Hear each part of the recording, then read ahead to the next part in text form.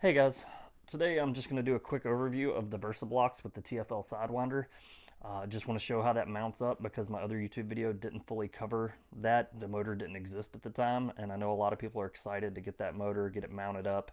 And right now I think these might be some of the only like height adjustable blocks that would work on that. Maybe there's some other stuff out there, maybe other Superflex blocks will work. But yeah, just going to get into that real quick, show you how to get that done, and then stick around to the end, or I'll put a chapter marker that I have one other slight thing that I noticed about the Sidewinder with our blocks that has a potential to be an issue. I didn't run into any issue with it, but it worked perfectly for mine using the included hardware they had, using my blocks. No issues, but it's just a measurement that I took that was very close. So I want to share that in case somebody runs into that issue. So, all right, let's hop into it. All right, so first thing I'll say is the TFL Sidewinder, it mounts pretty much like the Superflex does with the Versa blocks. It's pretty much the same.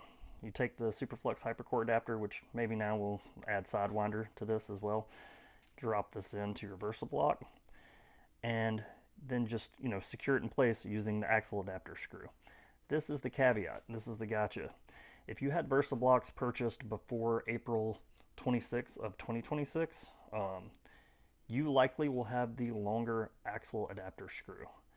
We swapped to using the shorter axle adapter screw. We swapped from I think it's a 16 millimeter to a 12 millimeter. And I'll even show that here.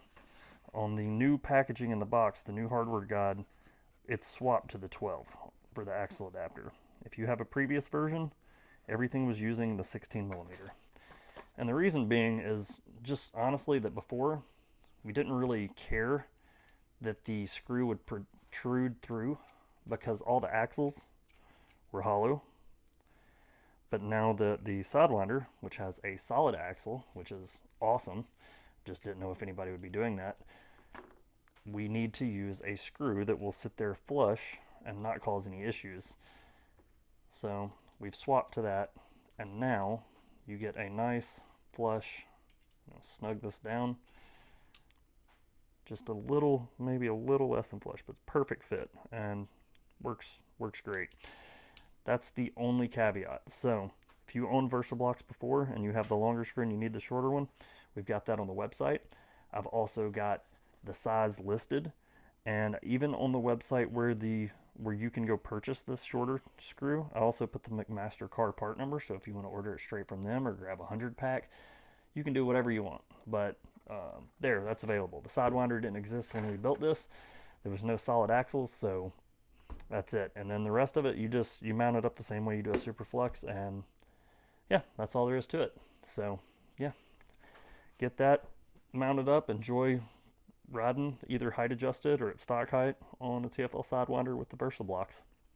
Now, I'm going to go over one thing that I don't think will be an issue. It was not an issue for me.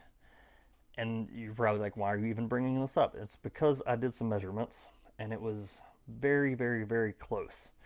There's not a lot of headroom. So TFL ships their stock Sidewinder blocks with, it seems like, the exact same hardware that I have here for the Superflex XR hypercore adapter, like axle screw. Seems like it's an M8 125 by 25, same length. That's what we use. Pops in. The main difference is on their stock blocks, the distance between where the head rests is slightly back. Mine drops in a little bit further, which would potentially mean more threads, but the pilot holes and the threading on the Sidewinder axle only runs so deep, and it's almost the perfect amount to where when this snugs in, you're using almost 100% of the axle's threads. Mine worked perfectly. I was able to use the 25 millimeter ones that they include. I was able to snug it down. It didn't move. It tightened in place. Everything was nice and snug. But because it was so close, I just wanted to address this in case somebody hits it. So when you mount it, don't go crazy. Like if it bottoms out or you feel it bottom out, don't keep twisting on it. Like it's just gonna bind it, and it's gonna be, I don't want you to get your M8 screws stuck and have to get like an impact. If you do have to get it loose, I do recommend using like an impact or something like that just to pop it loose. It seems to work a lot better, but let's not do that. So check it, snug it down, make sure it's actually snugging the block to the axle. And if for some reason, I doubt anybody will hit this, but if they do, you can always grab the screws that I include that are also M8 that are 20 millimeters long and that we have for like the GT axle setup. You can use these. Now, of course, yes, that means you're not going to get 12 threads catching. You're only going to get like 7. And I don't even know that 12 catch in here. It maybe is only like 10 or 11. But you're only going to get 7 threads catching. Should be enough between both of these two, and tightening those down good and tight with putting some Vibratite or Loctite, blue Loctite on there. Should be fine.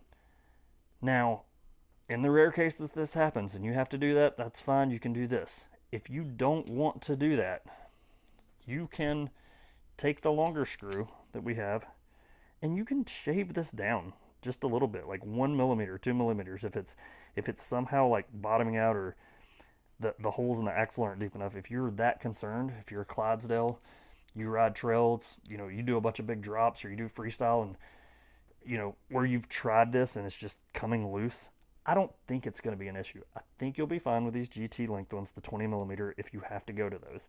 The reason I say that is because I believe the quality of the threads on the TFL Sidewinder are better than that of the Superflux. A lot of the Superflux threads are kind of loose and like they've just had, you know, it's not been the greatest threads. We've all seen and been through that whole debacle. I think they've improved it now, but that's that. So what I'm going to do is I did cut one down just to show. I didn't need to, but I just wanted to make sure that I could cut these stainless steel screws with a hacksaw.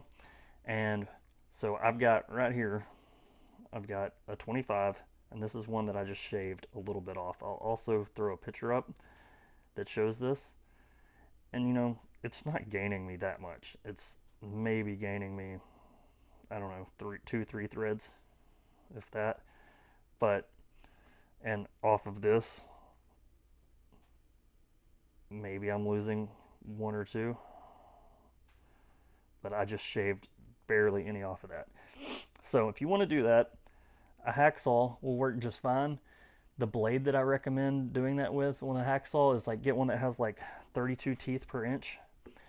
You could also just use a cutting wheel on a grinder that will cut stainless steel, or you can use a reciprocating sawzall with the correct blade to do that. Hopefully nobody has to do that.